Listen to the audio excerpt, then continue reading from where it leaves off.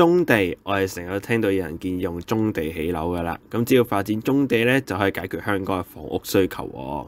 今日我哋就係研究下呢個棕地嘅問題啦。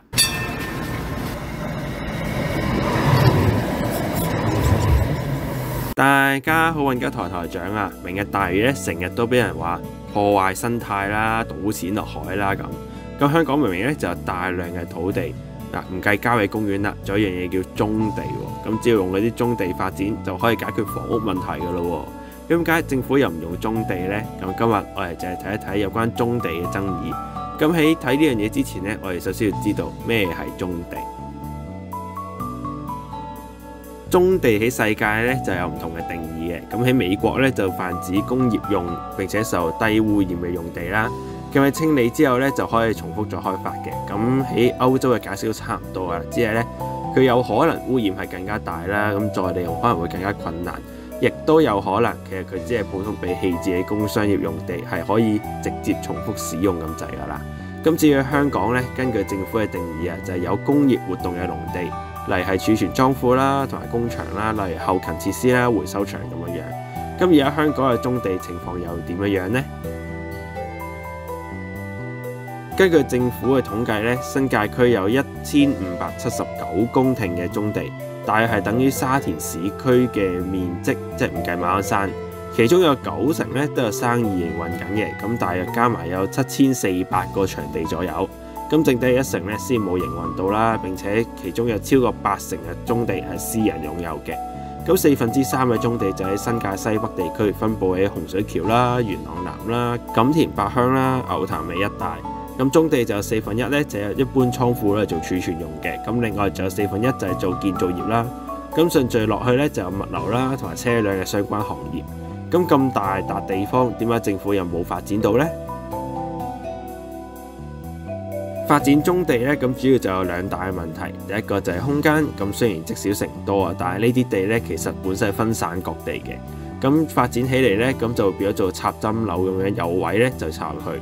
咁最後發展就變成多一忽四一忽咁樣。咁另外就係空間唔規則啦。咁一塊棕地唔一定係四四方方嘅，咁可能係三尖八角嘅，咁就令到起屋更加困難。咁另外由於有樣嘢叫石崗機場，咁喺呢頭附近嘅建築咧都有高度限制嘅，咁就令到發展唔可以太高。咁如果城區同時收地、同時規劃、同時發展，又解唔解決到呢啲嘅問題呢？如果整合晒一次個發展同一區可唔可行呢？咁其實棕地咧本身就唔係聚埋一齊噶啦，咁通常就係中間就夾雜咗一啲村屋啊，有啲寮屋啊，有啲平房啊，或者間屋嘅中間先有棕地咁樣啦。咁所以發展之前咧就係同時收埋呢啲有居民嘅房屋，咁令到實際執行更加困難，咁需要嘅時間更加耐。咁呢啲地方都係新界原住民嘅，咁你諗下啲圍村嘅人咧，有咁容易俾塊地你呢？咁元朗大總統批唔批你呢？咁而且棕地本身有營運嘅生意啊，咁就令到發展棕地更加困難。大部分嘅棕地呢，本身就營運緊工場嘅，咁首先就要搬遷啦，或者賠償呢啲營運業者有個問題啦。咁呢啲本身都係佔地大嘅工業啦，喺本身土地不足嘅香港，搬走一嚿好難先揾到笪地嘅一個工廠，又係一個難題。揾到一笪地嘅話，咁你用嗰塊地發展咪得咯？咁至於賠償賣地啊，我哋回顧下先啊。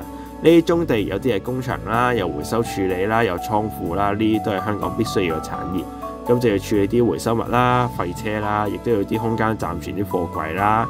咁就冇太多減晒空間。咁如果要減呢，咁就可能對香港工業發展啦、物流業啦，甚至一般處理垃圾都會造成影響啦。咁所以呢啲棕地都唔可以隨便處理嘅，咁除非就將呢啲搬晒上大陸處理，都係個方法嚟嘅。咁就令到政府更加唔想處理棕地啦。咁與其搞咁多行政工作，幫我哋填海造地，咁啊造成麻煩更加少，一次過咗，咁咪搞掂咯。咁不過其實政府係有計劃過發展棕地嘅喎。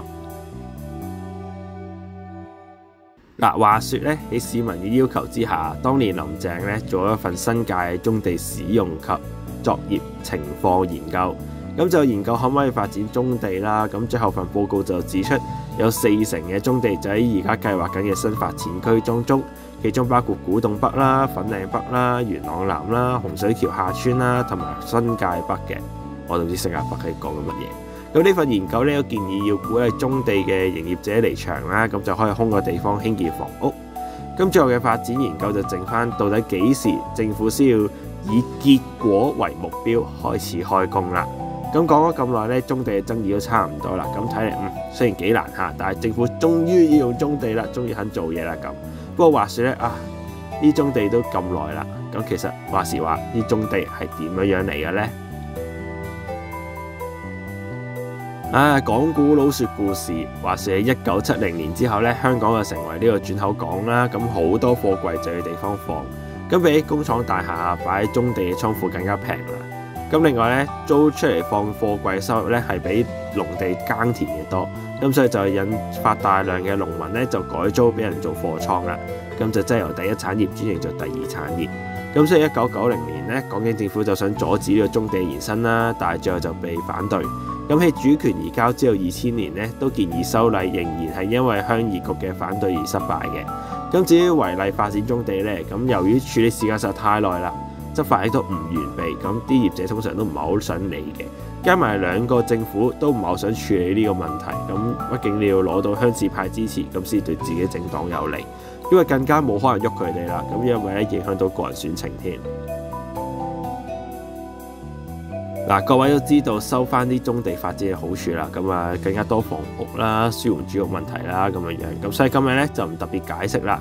咁講咗咁多嘢咧，我一開始係想講原來棕地發展有咁多問題，咁唔怪得政府唔做啦咁。其實都有好多政府嘅資料就話棕地發展好難㗎，不過我哋揾其他方案更加實際啦咁。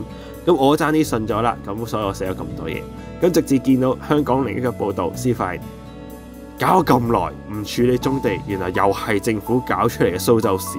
各位都知道啦，香港從來唔係英國嘅殖民地，所以呢個問題係中國香港政府引發嘅。咁所以咧就建議翻政府快手處理翻你搞出嚟嘅問題。反正你都唔驚呢啲鄉事派，又唔驚佢哋唔支持你，有國安法處理啦，咁就可以更加快咁解決棕地嘅問題，爭取市民嘅支持。咁施政滿意度咧就會破100% 啦，哈哈哈。咁另外咧喺搜尋資料嘅時候咧，發現香港有個本土研究社就研究緊棕地啦，同埋類似嘅問題。咁如果對呢啲範疇嘅興趣，亦都可以去網頁睇下啦。咁同時影片下面嘅簡介都有好多唔同嘅參考資料，咁對呢個課題有興趣嘅觀眾都可以睇下嘅。咁如果對城市研究有興趣嘅觀眾咧，想寫下啲稿咧，好似今集咁樣咧，都可以電郵自薦下嘅。咁最後問下各位，你覺得棕地應該點樣處理呢？ A 係收翻啦，重建成為公私營嘅房屋。B 係由得佢自由發展啊，費事經濟因為咁而下滑。C 係維持現狀啦，等啲鄉紳派米鬼出嚟反對。D 就係其他，可以再留言分享。咁最後可以撳個讚啦，再訂閱啦，同埋分享出去。我哋下集再見啦，拜拜。